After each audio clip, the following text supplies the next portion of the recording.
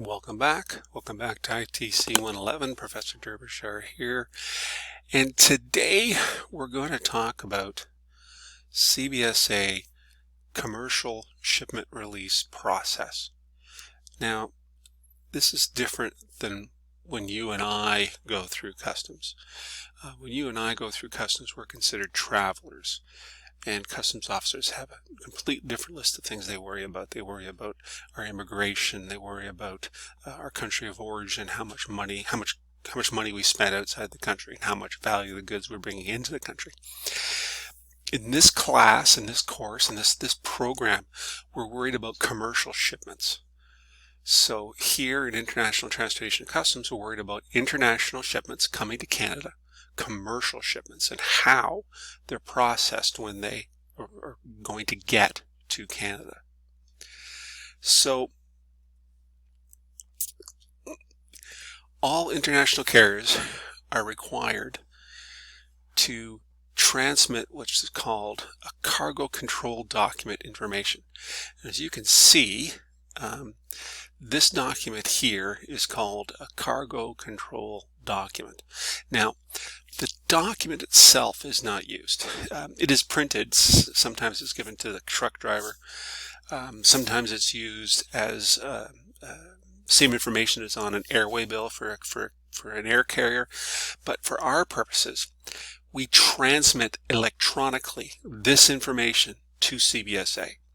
Most specifically, the international carrier is required to electronically transmit cargo control document information to CBSA within certain time limits. And we'll talk about what those time limits are. Before the goods arrive. Not when the goods arrive, but before the goods arrive.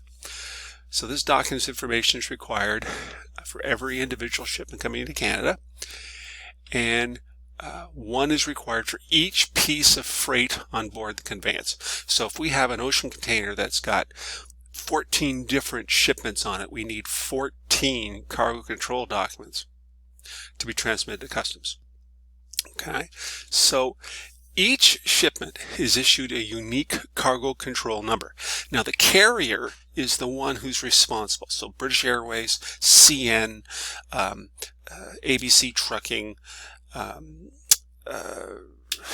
Maersk Shipping, they're the ones, when they have a shipment coming to Canada, they're the ones required to get this information to CBSA. Now, it's represented on a piece of paper here, but in reality, it is sent electronically. Now, each shipment is issued by the carrier a unique cargo control number used for that shipment only, kind of a serial number for the shipment.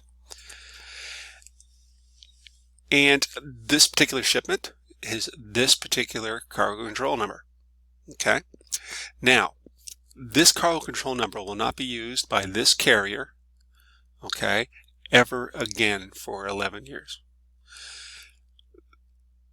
Now, this cargo control number is a serial number used for this particular shipment only. It is never reused. So when they transmit this information to CBSA, they transmit this cargo control number telling customs that, hey, this is our serial number for this shipment. Please register it in your system under this serial number. Now, you'll notice there's 4 numbers at the beginning, 4 characters at the beginning of the cargo control number. The first 4 characters of the cargo control number is called the carrier code and is unique to that carrier only. So this carrier here, name of the company is, we made it up, it's called Demo Business.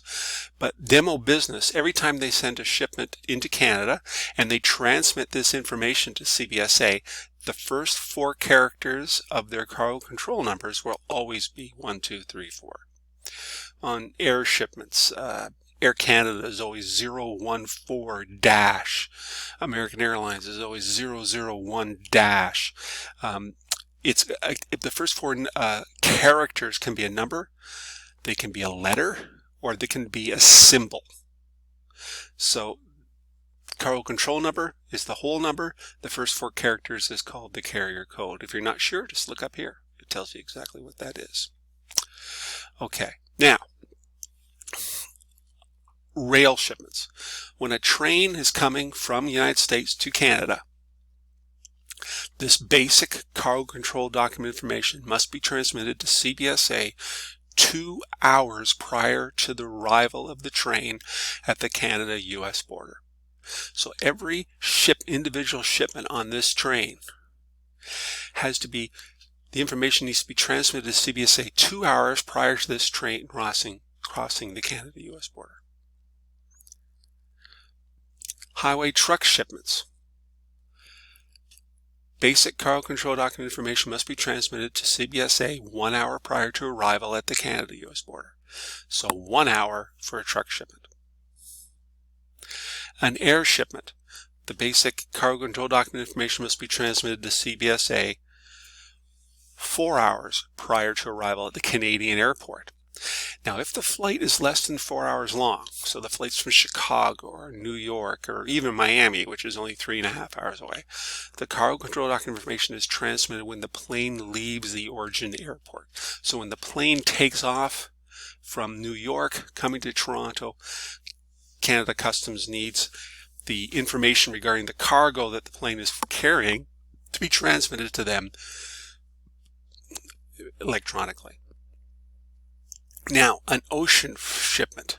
Here we have, or we call marine shipments in Canada.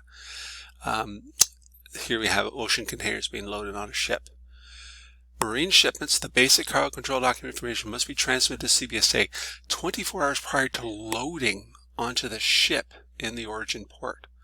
So it is quite a long time ahead of the goods arriving in Canada. They have to be transmitted to CBSA. That information has to be transmitted to CBSA 24 hours prior to loading of the ship. So what information needs to be transmitted? It is simply the cargo control document information. Now we'll go through each one of these particular fields in the next video. But basically, it is where the goods are going, where the goods came from, how many packages, a small description, their gross weight, who the carrier is, and a cargo control number, a unique number for that shipment only, is transmitted to CBSA within these time frames. Rail shipments 2 hours prior to arrival at the border, truck shipments 1 hour prior to arrival at the border, air shipments 4 hours prior to landing at a Canadian airport. If the flight is less than 4 hours, the cargo control document information is transmitted when the plane leaves the origin airport. And marine shipments, the basic cargo control document information is 24 hours prior to loading onto the ship at the foreign port. Okay? Now, most of the time, the international carriers know the identity of the customs broker responsible to clear that shipment, that freight through Canada Customs. So at the same time that they transmit the information to customs, they also transmit the information, the same information, to the customs broker or to a deposit area, electronic deposit area, where customs brokers can access that information. So it all happens at the same time. So let's say we have a shipment coming in for coyote catchers. Okay, the customs broker gets this information at the same time the customs officer gets the information. And also, one important piece of information I forgot is an estimated arrival date and time. The customs broker and the Canada Customs needs to know, okay, when are you arriving and where are you arriving and what time are you arriving with this freight. Okay, so now we're sitting in a situation where we have a shipment coming to Canada. The Canada Customs has gotten this information transmitted to them, and the same information is transmitted to the customs broker at the same time. So the customs broker has work to do in order to make sure that when the goods do arrive in an hour, 2 hours, 4 hours, or in a couple of days when it comes to ocean shipments, when the goods do arrive, the goods aren't delayed at the border. So once CBSA has the information, they check their database to see if there's any reason not to let the goods arrive in Canada. If the carrier does not receive notification from CBSA that the goods are not allowed to arrive in Canada, then the shipment can come to Canada. So it's kind of a no news is good news situation. If the carrier doesn't receive any information back from customs, they just continue bringing the goods to Canada. Now, at the same time, the customs broker prepares the information to allow the goods to release when they do arrive in Canada. And what we prepare is something called Canada Customs Invoice information. Now again, we don't actually give them this piece of paper, but this is a broker customs CBSA document. The format we need to use, the format of this document we need to use in order to get the goods to release when they arrive. So we transmit this additional information. And as you can see, the first information has who the shipper is and who the delivery address is. This has got a lot more information. It gives a breakdown of the goods. It gives the value of the goods, the currency of the goods, how the goods are being sold, where the goods are coming from, the country of origin of the goods, all this basic information, as well as the name of the importer, because it could be a different company than the consignee, and the business number of that importer. We'll talk about what a business number is when we do the B3. A unique transaction number is issued by the customs broker for that shipment only as well.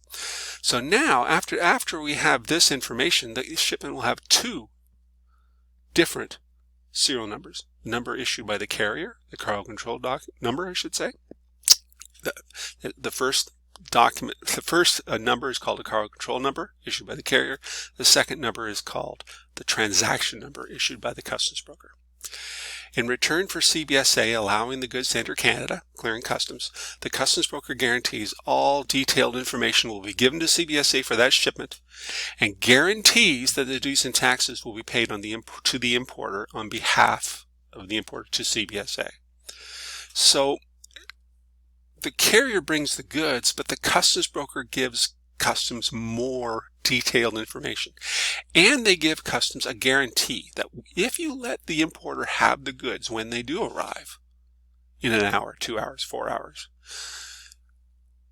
the customs broker guarantees that they will give all the detailed information and guarantees that duties and taxes will be paid.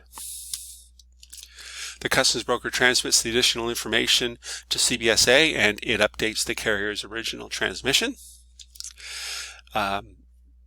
So now customs has information from the carrier and information from the customs broker, giving them complete detailed information about the shipment and a guarantee that the duties and taxes will be paid. CBSA's system examines if all information is proper and will notify the carrier and the customs broker of their decision to release the goods, to let the importer have the goods when the goods arrive. Not immediately, but when the goods actually do arrive in an hour, or do arrive in 2 hours, or do arrive in 4 hours. So, let's say we have that truck shipment.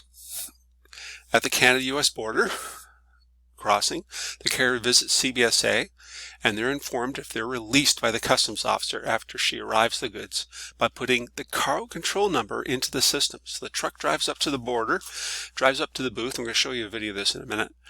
And the driver says, I have this shipment on my truck for this cargo control number. The customs officer keys that information into the system, or use a barcode scanner to scan the information into the system. And if the information is there from the carrier and from the customs broker, and customs accepts all that information, she or he will tell the driver that he is released and he can continue his journey to Canada. CBSA notifies that the transport company and the customs broker that the goods are released do something called the release notification system. Now, this information I'm going to continue on the next video because I only have a certain allowance of time to do videos of 15 minutes. So stay tuned for part 2.